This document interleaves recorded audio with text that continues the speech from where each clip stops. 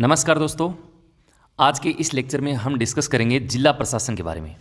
बहुत ही शानदार छोटा सा टॉपिक है और वैसे नाम से ही पता लग रहा है जिला प्रशासन यानी जिले का प्रशासन।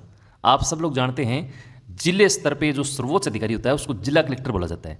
इसका मतलब ये हुआ कि इस टॉपिक से क्वेश्चन यदि बनेगा तो जिला कलेक्टर से ही संबंधित क्वेश्चन बनना है। वही क्वेश्चन आपको देख के जाना है। आप जिला कलेक्टर से संबंधित सारी बातें, कैसे एक लेयर काम करती है, कौन कौन से कार्य मुख्यतः इनके जिला कलेक्टर के दायरे में आते हैं, किस प्रकार से जो है वो चीज़ों को मैनेज करता है, तो उन सारी चीज़ों को अपन डिस्कस करेंगे। और जिला शब्द आया है तो बिल्कुल जिला के बारे में भी अपन पढ़ेंगे। नए जिले बने हैं तो कौन कौन से नए जिले बने हैं, किससे अलग हुए हैं, वो सारी जानकारी भी अपन लेंगे। तो बहुत ज़्यादा बड़ा मैटर नहीं है, मात्र 2 पेज का मैटर है। आराम से 15 से 20 मिनट में इसको पूरा डिस्कस कर लेंगे।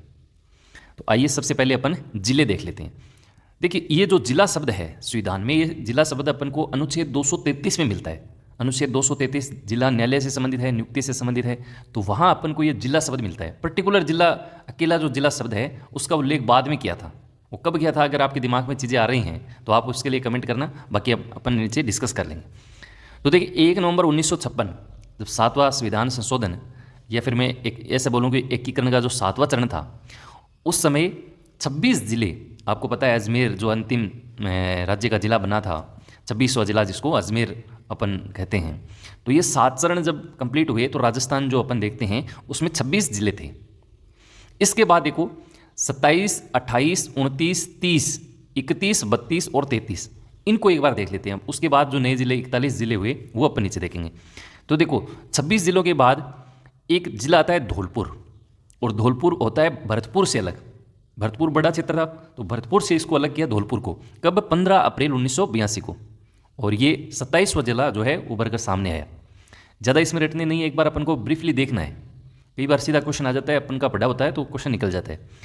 इसके बाद देखो 28, 29 और 30, ये जो 3 जिले हैं, शॉर्ट ट्रिक आप देखें तो BDR, शॉर्ट में आप याद रख लेंगे BDR, बारा, दौसा और राजसमंद, 10 अप्रैल 1991 यानी 82 के बाद लगभग आपके 8-9 साल बाद जो है इन जिलों की कमेटी गठित करके इन जिलों को जो है राज्य के जिलों में ऐड किया। कौन कौन से जिले थे, बारा, दौसा और राजसमंद। तो बारा को किससे अलग किया, कोटा से, बड़ा जिला था तो कोटा से इसको बारा को हटा दिया। इसके बाद देखो जयपुर राजधानी बड़ा था और इसी से आपका नया जिला बनता है दौसा। और उसके बाद देखो उदयपुर जिलों की नगरी, और वहाँ से बना दिया नया जिला राजसमंद, कब, 10 अप्रैल 1991 को। तो यहाँ तक आपके 30 जिले हो चुके थे 1991 तक, कोई दिक्कत नहीं। उसके बाद देखो 3 जिले और देखो। एक जिला होता है हनुमानगढ़, जो आपके ऊपर उत्तर वाला इलाका, तो आपको पता है उत्तर में गंगानगर ही होगा, तो गंगानगर उस समय बहुत बड़ा जिला था, तो उससे हटा के हनुमानगढ़ को एक नया जिला बना दिया 1994 में, 12 जुलाई 1994 में। उसके बाद देखो करौली। अब करौली जो है सवाई माधोपुर से इसको अलग किया 1997 में, 3 साल बाद, 19 जुलाई 1997 को। इसके बाद देखो सन 2008 में वसुंधरा का टाइम चल रहा था, और वसुंधरा ने देखा कि यार सब लोग जिले बना के चले गए, अपना भी नाम होना चाहिए, तो बोले प्रतापगढ़ जो जिला है उसको मैं घोषित करूंगी। और 26 जनवरी जो ऐतिहासिक दिन होता है उस दिन इस प्रतापगढ़ जिले को एक प्रकार से मंजूरी मिल गई, और ये उदयपुर, चित्तौड़ और बांसवाड़ा, इन जिलों से थोड़ा थोड़ा काट के जो है प्रतापगढ़ जिले के रूप में अपने सामने आया। यहाँ भी आप देखेंगे उदयपुर, बेचारा उदयपुर जो था इससे पहले भी राजसमंद बना लिया। आप देखेंगे उदयपुर से राजसमंद बना था 1991 में, और वसुंधरा ने इसी उदयपुर का थोड़ा हिस्सा लेके प्रतापगढ़ को भी बना दिया। तो यहाँ तक मेरे ख्याल से अब कोई दिक्कत नहीं होगी। पहले एकीकरण के समय 26 जिले थे, फिर 27वां जिला धौलपुर आया, और इसके बाद 3 जिले एक साथ बने BDR 1991 में, और उसके बाद देखो हनुमानगढ़, करौली और प्रतापगढ़, यहाँ तक आपके 33 जिले।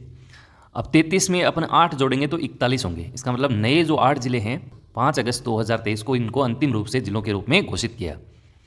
तो उनमें सबसे पहले देखिए बलोत्रा जिला। अब बलोत्रा किससे अलग हो सकता है, चूरू से तो अलग हो नहीं सकता, ना सीकर से अलग हो सकता, तो आप उसके नज़दीक देखेंगे तो बाड़मेर, बिल्कुल ऊपर अपने जो जिले पड़े कहीं भी बाड़मेर से कोई जिला अलग नहीं हुआ था। इसका मतलब बाड़मेर क्षेत्र जो है वो बढ़ रहा था, और उसको ध्यान में रखते हुए बलोत्रा जिले की एक जो नए जिले की घोषणा इन्होंने की तो इसको शामिल कर लिया। इसके बाद अगला जिला ब्यावर, और ब्यावर नाम सुनते ही आपके दिमाग में आता है अजमेर। अजमेर वालों ने साफ मना कर दिया, हम जो है अपने ज़िले को काट के ब्यावर ज़िले को नहीं बनाएंगे। तो अजमेर के आसपास देखा तो पाली था, राजसमंद था और भीलवाड़ा था। ये राजसमंद जो था इन्होंने भी मना कर दिया, बोले यार मैं तो अभी थोड़ा ही टाइम हुआ है, नए जिला बनाऊँ हैं, उदयपुर से हम निकले हैं। तो बोला नहीं, ऐसा नहीं है। तो फिर क्या हुआ, अंत में अजमेर, पाली, राजसमंद, भीलवाड़ा इनका थोड़ा थोड़ा इलाका लेके एक नया जिला गठित कर दिया, ब्यावर। तो इसको थोड़ा ध्यान रखना, ये 3-4 जिलों से मिलकर बना है ब्यावर।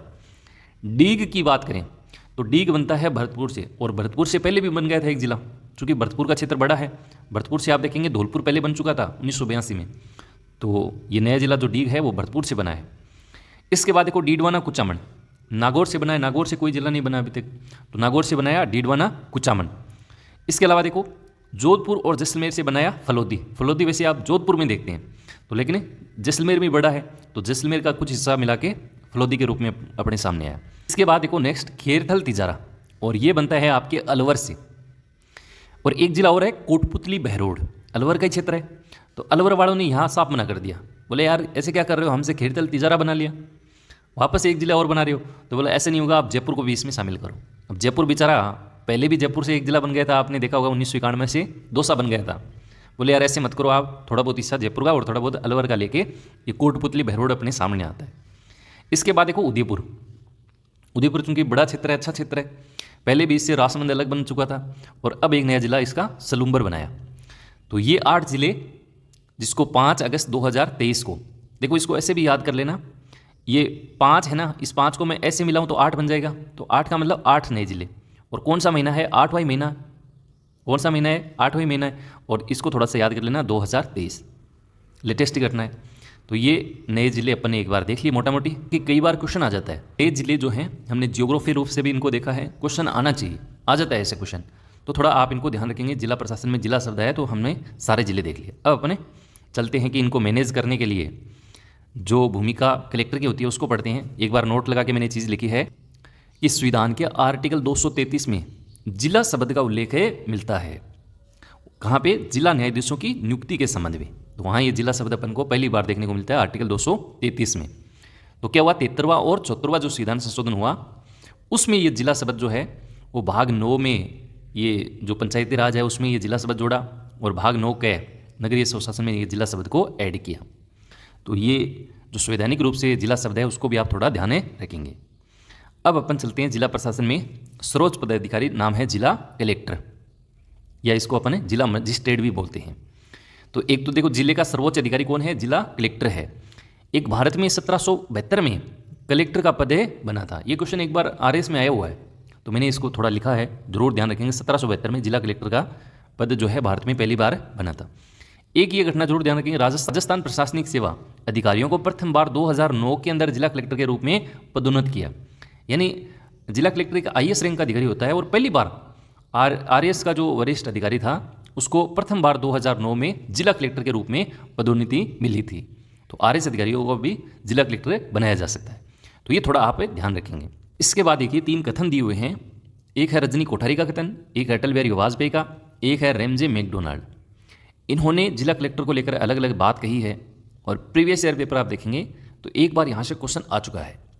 तो तीनों को थोड़ा बहुत लिंक में करवाऊंगा, याद करने की कोशिश करना। सबसे पहले देखिए रेमजे मैकडोनाल्ड, इन्होंने कहा है कि जिलाधीश की तुलना एक कछुए के समान है जिसकी पीठ पर भारत सरकार का एक हाथी खड़ा है। देखिए कितनी बड़ी बात कही है कि यहाँ पे इनका आशय यह है कि एक अकेले बंदे पर, जैसे कछुआ छोटा होता है हाथी बड़ा होता है, तो छोटे से कछुए के ऊपर हाथी को बिठा दिया, हाथी को खड़ा कर दिया, मतलब अकेला आदमी पूरे जिले का प्रभार जो है इसको सौंप दिया। और कितनी बेहतरीन अंदाज से वो पूरे जिले के प्रशासन को एक प्रकार से संभालता है। जैसे कछुआ अपनी रेस में जीत गया था, खरगोश को हरा दिया था, धीरे धीरे जो है उसने अपनी रेस को जीता था। तो उसी प्रकार से एक अकेला बंदा यानी जिला कलेक्टर जो है किस प्रकार से अपने आप को मैनेज करता है, इस प्रकार से जो इनके पीछे लेयर होती है उनको मैनेज करके एक जिले को बहुत ही शानदार तरीके से इसको संभालता है।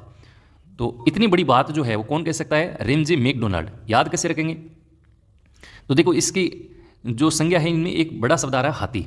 हाथी चूंकि बड़ा होता है, और यहाँ मैकडोनाल्ड में भी आप देखेंगे डोनाल्ड जो अमेरिका के राष्ट्रपति, एक शक्तिशाली देश, तो उसका राष्ट्रपति भी एक शक्तिशाली बड़ा व्यक्ति हो सकता है। तो बड़ा आदमी बड़ी संज्ञा दे रहा है, तो डोनाल्ड का संबंध आप हाथी से लगा लेना। तो ये थोड़ा बहुत आप इसको लिंक करना, याद रह जाएगी। एक देखिए रजनी कोठारी, उन्होंने कहा कि कलेक्टर को संस्थागत करिश्मा कहा है। तो रजनी वैसे लड़की का नाम होता है और करिश्मा भी लड़की का नाम होता है, थोड़ा सा इसको लिंक कर लेना। एक अटल बिहारी वाजपेयी, इन्होंने कहा कि जिलाधीश जो है वो प्रशासन की धुरी है। तो 2 याद होगी तो इसको याद करने की जरूरत नहीं है, वैसे 1-2 बार देखेंगे तो याद रह जाएगा। यहाँ तक कोई दिक्कत नहीं है, आगे बढ़े चलो। इसके बाद देखिए अगली जो स्लाइड है बहुत ज़्यादा महत्वपूर्ण है। अगर ये चीज़ समझ में आ गई तो जिला कलेक्टर में कुछ है ही नहीं। ये ऐसे समझ लीजिए कि जिला कलेक्टर के ये कार्य हैं, एक लेयर है कि किस प्रकार से वो सारे लोगों को जोड़ के पूरे जिले का प्रशासन जो है अकेला संभालता है, किस प्रकार से वो मैनेजमेंट करता है। तो देखिए जिला कलेक्टर सबसे सर्वोच्च अधिकारी हो गया, और इसके नीचे जैसे हाथ की 5 उंगलियां जो होती हैं वैसे मैंने इसको दर्शाया है। जैसे अंगूठे का काम करता है जिला मजिस्ट्रेट, जो खुद होता है यानी शांति और कानून व्यवस्था को बनाए रखना। अब इसको बनाए रखने के लिए पुलिस बल चाहिए होगा, तो बिल्कुल आप देखेंगे कांस्टेबल से लेके constable, head constable, ASI, SI, circle inspector, circle officer, DSP, ASP और जिले का सर्वोच्च अधिकारी एसपी, ये पूरा एक अंगूठे की तरह इनके एक तरफ जो है शांति और कानून व्यवस्था को बनाए रखने का काम है करती है। जैसे मान लीजिए कोई राजनेता की रैली है, कोई सभा करनी है, तो जिला कलेक्टर को आदेश मिलता है, तो जैसे राजनेता आया और गया, इस बीच में जिस प्रकार की वो शांति व्यवस्था अपन देखते हैं वो इन्हीं के दायरे में आती है। एसपी से लेके कांस्टेबल तक पूरा जो अधिकारी है पुलिस बल का वो लग जाता है काम में, और सख्त निर्देश जो है कलेक्टर की तरफ से दिए जाते हैं कि कोई भी कमी नहीं होनी चाहिए। तो ऐसे अपन देखते हैं ना यार, इतना शानदार आयोजन कैसे हो गया, ये ऐसे होता है। इसके बाद देखो हाथ की जो दूसरी अंगुली होती है उसी की तरह भू राजस्व कलेक्ट करना। इसके लिए जो लेयर होती है उसमें सर्वोच्च अधिकारी के रूप में होता है एडीएम, क्योंकि डीएम तो खुद होता है डिस्ट्रिक्ट मजिस्ट्रेट, इसके नीचे सहायता के लिए एडीएम होता है, एडिशनल डिस्ट्रिक्ट मजिस्ट्रेट। तो अतिरिक्त जिला अधिकारी जो एक प्रकार से ये भूमि संबंधी जितने भी, जैसे सरकार की ज़मीन है, कोई उस पर कब्जा कर रहा है तो ये गैर कानूनी है, तो इन तरह की सारी चीज़ों का रेवेन्यू कलेक्ट करना है, ये सारी चीज़ों के लिए एक लेयर ये होती है। और ये लेयर आप देखेंगे जैसे इसके नीचे होता है उपखंड अधिकारी, जिसको अपन एसडीएम बोलते हैं, सब डिविजनल मजिस्ट्रेट, उपखंड अधिकारी। और इसके नीचे होता है आपका तहसीलदार, जो तहसील का हेड होता है। इसके नीचे नायब तहसीलदार, और इसके नीचे होता है आपका गिरदावर, और इसके नीचे होता है पटवारी। 5-7 पटवारियों पर एक गिरदावर होता है। गिरदावर को आप ऐसे समझ लीजिए कि पटवारियों का हेड होता है, जो एक प्रकार से ये भूमि संबंधी सारी, अब यहाँ पे आप देखें पूरा जो काम है भू राजस्व एकत्रित करना, भू राजस्व भूमि से संबंधित जितने भी सारी चीज़ें हैं वो ये सारे जितने भी मैंने अधिकारी बताए, एडीएम, एसडीएम हो गया, नायब तहसीलदार हो गया, गिरदावर हो गया और पटवारी हो गया, ये सारे जो है एक दूसरे से कनेक्ट रहते हैं, कोई दिक्कत नहीं है यहाँ तक। इसके बाद देखो अगली जो हाथ की अंगुली की तरह कार्य करता है वो है विकास संबंधी कार्य।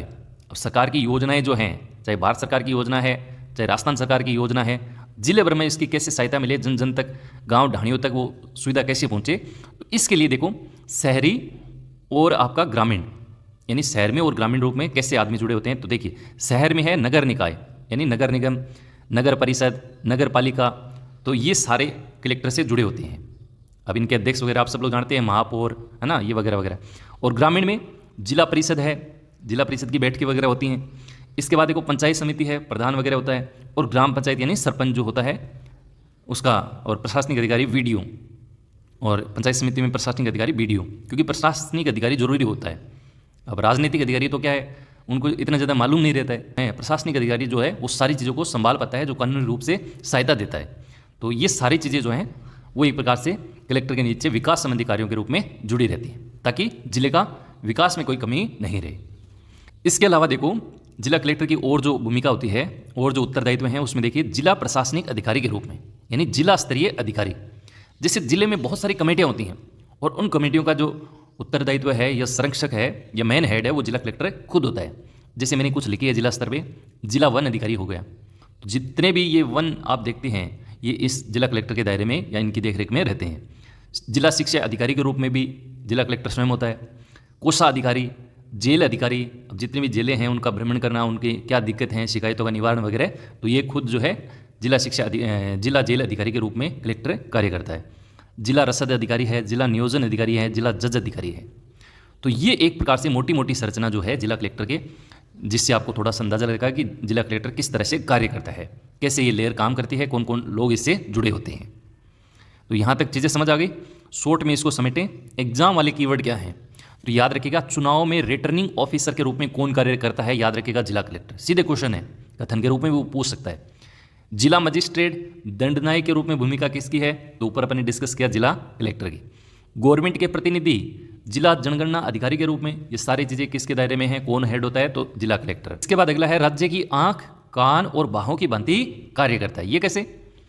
जैसे आँख, अपन आँख से सारी चीज़ें देख पाते हैं ना, तो ऐसा नहीं है कि कोई आपदा आ गई तो कलेक्टर नज़रअंदाज करेगा, वो सारी चीज़ें दिख रही हैं, समझ रहे हैं। और कान, कोई भी सरकार का आदेश आ गया तो कान खुले खड़े करने पड़ते हैं। ये क्वेश्चन आया हुआ है आपका, ऐसे नहीं कान बंद करके सो गए। कलेक्टर जो होता है ना, रात को भी अगर कोई आदेश आ गया तो उसकी पालना करनी पड़ती है। और बाहों की बाती आपको भरोसा दिलाना पड़ता है। अपन बाहें फैलाते हैं ना, कोई दुखी होता है तो बाहें फैलाते हैं तो वो एक प्रकार से उसका दुख जो है दूर हो जाता है कुछ समय के लिए। तो कलेक्टर भी है सबको जो साथ लेके बाहों की भांति कार्य करता है। तो ये सारी चीज़ें आपको ध्यान रखनी है। जिला आपदा प्राधिकरण अधिकारी के रूप में, ये इंपॉर्टेंट है भाई, कोई भी आपदा आ गई सीधा कलेक्टर को पकड़ेंगे, तू कहाँ था, हैं, आपकी क्या जिम्मेदारी बनती है फिर। तो ये भी आपदा प्राधिकरण अधिकारी के रूप में भी कलेक्टर को देखा जाता है। इसके अलावा विकास अधिकारी के रूप में ऊपर अपन ने डिस्कस कर लिया। विकास अधिकारी सरकार की योजनाएं हैं किस प्रकार से जिले में गांव गांव तक पहुंचनी चाहिए। भू राजस्व अधिकारी के रूप में ऊपर अपन ने डिस्कस कर लिया। और कलेक्टर की दोहरी भूमिका होती है। दोहरी क्यों माना है? एक तो कानून व्यवस्था का ध्यान रखना और एक है व्यवस्था और शांति नियंत्रण, शांति व्यवस्था भी बनाए रखना, साथ साथ में कानूनी रूप से कोई काम गलत कर रहा है तो उसको भी सजा देना। तो ये दोहरी भूमिका के रूप में कलेक्टर कार्य करता है। तो यहाँ तक मेरे ख्याल से कोई दिक्कत आपको नहीं होनी चाहिए। डीजीपी, जिसको पुलिस महानिदेशक बोला जाता है, पुलिस प्रशासन का सर्वोच्च अधिकारी होता है। लेकिन यहाँ हम जिले स्तर की बात कर रहे हैं तो जिले स्तर का सर्वोच्च अधिकारी कौन होता है? एसपी होता है, सुप्रीटेंडेंट ऑफ पुलिस। चलो दूसरे पॉइंट पे चलते हैं। सेकंड पॉइंट अपना है, इसमें कुछ इंपॉर्टेंट पॉइंट मैंने लिखे हैं जो सीधे आपको ध्यान रखने हैं। जैसे जिला आपदा प्रबंधन प्राधिकरण 2007, इसके अध्यक्ष कौन होता है? तो याद रखिएगा जिला कलेक्टर। सीधा क्वेश्चन आएगा और इस पे आपको गौर करना है कि जिला पूछ रहा है कि राज्य पूछ रहा है। अगर राज्य पूछेगा तो वहाँ पे मुख्यमंत्री होगा, जिला पूछ रहा है तो निश्चित तौर पे कौन होगा? जिला कलेक्टर होगा। ये ध्यान रखिएगा। इसके बाद देखो, उपखंड का सर्वोच्च प्रशासनिक अधिकारी कौन होता है? तो वो होता है आपका एसडीएम। उपखंड स्तर का सर्वोच्च अधिकारी कौन होता है? एसडीएम होता है, जिसको एसडीओ भी बोलते हैं। उपखंड अधिकारी यानी एसडीएम को कलेक्टर की आंख और कान कहा जाता है। यानी बहुत बड़ी बात है ये। अब कलेक्टर तो अकेला आदमी रह गया, कलेक्टर को सारी जानकारी कौन देता है? एसडीएम देता है। एसडीएम एक प्रकार से जमीनी रूप से काम करता है, सारी चीज़ों को आंखों से देखता है, कानों से सुनता है कि क्षेत्र की कानून व्यवस्था क्या है, जनता की समस्या क्या है, बिजली, पानी, रोड का कोई काम है, राजस्व कार्य है, सरकार की कोई योजना जो चल रही है कि नहीं चल रही है, क्या स्थिति है उसकी वास्तविक, कोई आपदा, कोई विवाद, ये सारी की सारी जानकारी एक फील्ड अधिकारी के तौर पे एसडीएम करता है। और ये सारी जानकारी कलेक्टर को सुना देता है कहानी रात को बैठ के, बोला ये काम चल रहा है। इसका मतलब कलेक्टर की आंख और कान का काम कौन कर रहा है? एसडीएम कर रहा है। क्योंकि एसडीएम जो है ज़मीनी स्तर पे चीज़ें आंखों से देखता है और सुनता है कानों से। समझ आ गई बात? यहाँ तक कोई दिक्कत नहीं है। आगे चलो। उपखंड अधिकारी प्रथम श्रेणी का कार्यपालक मजिस्ट्रेट होता है। इसके बाद देखो, तहसीलदार की जो नियुक्ति है या पटवारी की जो नियुक्ति है, स्थानांतरण यानी ट्रांसफर है, निलंबन, निष्कासन है, ये कौन करता है? सीधा क्वेश्चन आ जाता है, वन लाइनर। तो याद रखना, राजस्व मंडल करता है। और इसकी स्थापना 1 नवंबर 1949 को हुई थी। अजमेर में इसका मुख्यालय है। जितनी भी समस्याएं वगैरह आती हैं, जैसे पटवारी, गिरदावरी, इनको समस्या आती हैं, ये बोर्ड सुनता है। अब समस्याएं तो देखो कोई अधिकारी है उनको भी आती हैं, ऐसा नहीं कि आम इंसान को ही आती हैं। तो इनके लिए भी एक बोर्ड बनता है, राजस्व मंडल, जो इनकी नियुक्ति करता है। स्थानांतरण, कोई ट्रांसफर करना है, निलंबन करना है, किसी को सस्पेंड करना है, तो ये थोड़ा ध्यान रखेंगे, क्वेश्चन आ जाता है। राजस्थान राजस्व मंडल की स्थापना कब हुई थी? 1 नवंबर 1949 को। हेडक्वार्टर कहाँ है? अजमेर में। पटवार के क्या कार्य हैं? कोई रटने की जरूरत नहीं है। आप एक बार पटवारी बन गए या आपने किसी अपने दोस्त को, भाई को, किसी और रिश्तेदार को पटवारी बनते हुए देखा है तो उसके कार्य आप समझ लीजिए। गिरदावरी रिपोर्ट है, गवर्नमेंट संपत्ति की निगरानी है, एक प्रकार से गवर्नमेंट का जो है प्रशासनिक के तौर पे ये काम करता है पटवारी। कोई दिक्कत नहीं है, कोई रटने की जरूरत नहीं है। ऑप्शन आएगी तो ऑटोमेटिक आप कर देंगे। इसके बाद देखो, राजस्थान में पटवार ट्रेनिंग केंद्र कितने हैं? 6 हैं, याद रखना। ऐसा क्वेश्चन आ सकता है, निम्नलिखित में से कौन सा पटवार ट्रेनिंग केंद्र नहीं है? क्योंकि जैसे ही आप पटवारी बनते हो ट्रेनिंग की आवश्यकता होती है, तो इन केंद्रों पे आपको दी जाती है। तो इसमें देखिए, एक तो ये जयपुर के आसपास टोंक वाला इलाका, कोटा हाड़ौती वाला क्षेत्र हो गया, वहाँ पे एक इन्होंने सेंटर केंद्र खोल दिया। एक आपके पूर्व की साइड देवखेड़ा अलवर के अंदर इसका ट्रेनिंग सेंटर है। नीचे आप देखेंगे तो उदयपुर जो देबारी क्षेत्र है वहाँ पे इसका ट्रेनिंग सेंटर है। और एक आपके सबसे उत्तर में गंगानगर यानी गत सिंहपुर में इसका ट्रेनिंग सेंटर है। और पश्चिम में जोधपुर के अंदर इसका ट्रेनिंग सेंटर है। तो ये भी आप ध्यान रखेंगे। पटवार की नियुक्ति कौन करता है, पटवार के ट्रेनिंग केंद्र कौन है, पटवार का कार्य क्या होता है, तीनों चीज़ें मैंने एक ही साथ एक ही लाइन में आपको समझा दी। आगे बढ़े। राजस्व मंडल द्वारा न्याय आपके द्वार नाम से लोक अदालतों का आयोजन ग्राम पंचायत स्तर पर किया जाता है। बहुत इंपॉर्टेंट पॉइंट है भाई ये। लोक अदालत मैंने आपको पढ़ा दिया है, समझा भी दिया है। एक ऐसी अदालत जहाँ पे बिना किसी पैसा खर्च किए आपको सुविधा मिल जाए। जैसे कोई वाद विवाद है, ग्राम स्तर पर कर रहा है ना, या ग्राम पंचायत स्तर पर, तो ग्राम पंचायत में बहुत सारे मामले ऐसे होते हैं जिनको वो कोर्ट तक ले जाते हैं। तो कोर्ट तक नहीं पहुँचे वो मामला, इसीलिए ये लोक अदालतें जो हैं उनकी शिकायतें सुनती हैं, आपस में कोई समझौता करके उसको निपटा लेते हैं, ताकि न्यायालय पर वो चीज़ें बाहर ना पड़े। तो ये भी एक राजस्व मंडल का एक बहुत अच्छा कार्य है, न्याय आपके द्वार पूछ सकते हैं, ध्यान रखना। तो ये अपना छोटा सा टॉपिक था, और मुख्य रूप से अपने जिला कलेक्टर को पढ़ा है, इसके साथ जिले जो नए बने हैं उनको भी अपन ने देखा। अब अपन आए हुए क्वेश्चन निकाल लेते हैं, ताकि आपको ये मालूम पड़ जाए कि अपने जो पढ़ा है वास्तव में वो सार्थक है कि नहीं है। आइए, ये मैंने क्या लिखा है नोट लगा के, कि सामान्यतः 7 से 8 पटवार केंद्रों का प्रमुख जो होता है वो भू राजस्व अधिकारी, जिसको आप कानूनगो या गिरदावर होता है, ये मैंने आपको समझा दिया। जैसे मान लीजिए 8-10 पटवारी हैं, तो उन पटवारियों का एक जो मैन होगा उसको गिरदावर बोला जाता है। इसके लिए एक शब्द भी आता है कानूनगो, ये थोड़ा सा आप ध्यान रख लेना, पूछ लेते हैं कई बार, या कोई नया शब्द आता है तो आप अटक जाते हैं। बिल्कुल इसमें अटकना नहीं है, ये भू राजस्व अधिकारी होता है। आगे चलो, जिला स्तर पर भू राजस्व अधिकारी कौन होता है? तो याद रखेंगे जिला कलेक्टर, कोई दिक्कत नहीं है, जिला स्तर पे। इसके बाद देखो, जिला आयोजना समिति का अध्यक्ष कौन होता है? तो याद रखना ये भी कौन होता है? जिला कलेक्टर होता है। इसके साथ एक बार ये भी क्वेश्चन आया हुआ है कि जिला महिला सहायता समिति का अध्यक्ष कौन होता है? तो याद रखना वो भी आपका जिला कलेक्टर होता है। मैंने आपको बताया था ना, जिला प्रशासनिक अधिकारी के रूप में जिला कलेक्टर होता है। बहुत सारे जिले के अंदर जो एक प्रकार से संस्थाएं हैं उनका खुद जो है अध्यक्ष के रूप में वो काम करता है। ऊपर अपने डिस्कस किया, रसद अधिकारी है, जेल अधिकारी है, वन अधिकारी है, ये सारे मैंने आपको बता दिए। तो अटकना नहीं है किसी में, किसी भी पॉइंट में।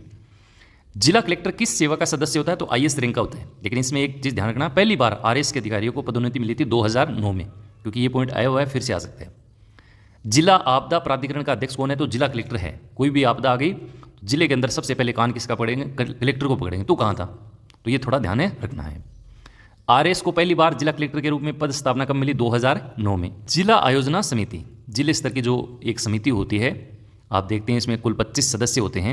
तो इसका उल्लेख याद रखना 243 ZD के अंदर है। वैसे तो ये अपना पंचायती राज का टॉपिक पढ़ा है, उसमें अपन इसको जिला योजना समिति जो होती है, कौन कौन सदस्य होते हैं, वो आप सारे अपन डिस्कस करेंगे। लेकिन आया हुआ क्वेश्चन है, इससे भी आप थोड़ा याद रखेंगे, 243 ZD याद रखेंगे।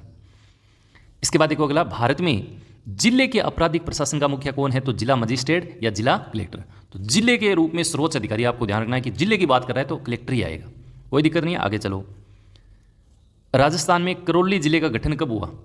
तो ऊपर अपने करौली जिले का गठन पढ़ा था, तो 19 जुलाई 1997 को, पटवारी में आया हुआ क्वेश्चन है। इसके बाद देखो, उपखंड का प्रशासन किसके अंडर में होता है? SDM, जिसको अपने बोला सब डिविजनल मजिस्ट्रेट के नियंत्रण में होता है। नेक्स्ट देखिए, जिला प्रशासन का मुख्य प्रभारी कौन होता है? तो जिला कलेक्टर ही होता है। इसके बाद देखो, राजस्थान संपर्क पोर्टल एक पोर्टल है जो एक प्रकार से विवाद को इन तरह को सुनता है। तो परिवाद दर्ज कराते समय यदि किसी परिवादी की संबंधित विभाग की जानकारी न हो, मान लीजिए कोई जानकारी अवेलेबल नहीं है आपको, तो किस विभाग को आपको अंकित करना चाहिए? तो आप जाएंगे कलेक्ट्रेट। इसके बाद देखो, भारत में जिला प्रशासन में कलेक्टर का पद कब बना? याद रखेंगे 1772 में। इसके बाद देखिए नेक्स्ट, जिलाधीश को संस्थागत करिश्मा किसने कहा? तो ये कहा आपके रजनी कोठारी ने। और याद मैंने कैसे करवाया कि करिश्मा जो शब्द है लड़कियों के लिए यूज होता है, और रजनी जो शब्द है वो भी कहीं ना कहीं लड़कियों के लिए यूज होता है, तो दोनों को ऐसे कनेक्ट करना था। अब इससे ये मत लगा लेना कि रजनी कोठारी एक लड़की थे, ये लड़के नहीं थे, ये मेल थे, और ये लेखक थे और एकेडमिक लेखक थे। इसके अलावा ये वैज्ञानिक भी थे, राजनीतिक वैज्ञानिक। ये बहुत अच्छा व्यक्तित्व था, ये जरूर ध्यान रखेंगे रजनी कोठारी का। नेक्स्ट देखो, जिला प्रशासन का वर्तमान स्वरूप सर्वप्रथम प्राचीन काल के किस युग में दिखाई पड़ता है? तो ये भी फैक्ट वाला क्वेश्चन है, मौर्य काल, याद रखेंगे।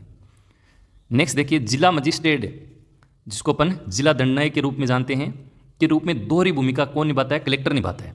अब इसके कार्य मैंने लिखे हैं, दोहरी भूमिका के रूप में क्या क्या कार्य होते हैं। तो एक तो देखो, कानून और व्यवस्था को बनाए रखना, विदेशियों के परिपत्रों की जांच करना, कोई विदेशी नागरिक आ रहा है तो उसके क्या क्या डॉक्यूमेंट है, सही व्यक्ति है कि नहीं है। अगर गलत व्यक्ति घुस गया जिले के अंदर तो सबसे पहले कलेक्टर को पकड़ेंगे, तू कहाँ था, सो रहा था क्या, इसकी ये जांच क्यों नहीं की, इसके डॉक्यूमेंट क्यों नहीं चेक की। तो याद रखना, विदेशियों के परिपत्रों की जांच करना, जेलों का निरीक्षण करना, जितनी भी जेल होती हैं जिला स्तर पे तो उनकी देखरेख जो है वो कलेक्टर के दायरे में आती है। कैदियों की पेरोल पर रिहा करना, वार्षिक सरकार को आपराधिक रिपोर्ट देना। इसके अलावा होटल हो गए, हथियार हो गए, इनको लाइसेंस देना, कई बार गड़बड़ी मिलती है तो इनको रद्द भी इनके द्वारा किया जाता है। पुलिस कार्रवाई को नियंत्रित करना, निर्देशित करना, क्योंकि पुलिस बल जो है SP तक इनके दायरे में ही आता है। तो इनको किस प्रकार से दिशा निर्देश देना है, इनको भी कंट्रोल करके चलना है, ये सारे काम आपके दोहरी भूमिका के रूप में कलेक्टर के होते हैं। इसके अलावा देखो धारा 144 के तहत सार्वजनिक जगहों पे शांति व्यवस्था बनाए रखना, जरूरत पड़ जाती है तो धारा 144 लगा दी जाती है। तो ये 14 पॉइंट है, वेरी वेरी इंपॉर्टेंट है, ध्यान रखेंगे। जिला स्तर पर मुख्य चुनाव अधिकारी कौन होता है, याद रखना जिला कलेक्टर। तहसीलदार की नियुक्ति कौन करता है, तो राजस्व मंडल करता है। और मैं ये पूछ लूँ कि पटवारी की नियुक्ति कौन करता है, तब भी उत्तर आपका राजस्व मंडल रहेगा। अंतिम प्रश्न कि राजस्थान में कमिश्नर जो व्यवस्था है वो किन किन जिलों के अंदर लागू है, तो राजस्थान के 2 जिले जयपुर और जोधपुर, वहाँ पे ये कमिश्नरेट प्रणाली जो है वो लागू है। तो ये एक छोटा सा टॉपिक था जिला प्रशासन। उम्मीद करता हूँ बहुत ही अच्छे ढंग से आपके समझ में आया होगा। मैंने एक एक चीज़ को अच्छे से एक्सप्लेन किया है, टू द पॉइंट अपना कंटेंट था। फिर भी आपके मन में कोई सवाल है, कोई डाउट है, तो उसके लिए आप कमेंट करना। वीडियो अच्छा लगे तो वीडियो को लाइक ज़रूर करना, शेयर जरूर करना। फिर एक नई चर्चा के साथ, नए टॉपिक के साथ दोबारा आपसे रूबरू होंगे। तब तक के लिए नमस्कार, जय हिंद, जय भारत।